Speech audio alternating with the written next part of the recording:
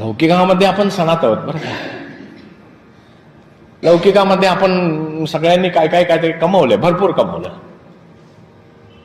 पण परमार्थामध्ये आपल्याला एक गोष्ट कमवता नाही आली. कुठली? अजून नाही कमवता आली. कुठली? तो आत्मा मी आहे याचा अनुभव नाही घेता आला, म्हणून आपण अनाथ. अशा अनाथांना जवळ करणारे ते सनात आहेत. म्हणून तेची गुरु माहेर अनाथांचे. आणि असे जे सद्गुरू असतात ना, त्यांच्याजवळ ज्ञान असतं. ज्ञान म्हणजे काय? कशाला ज्ञान म्हणायचं?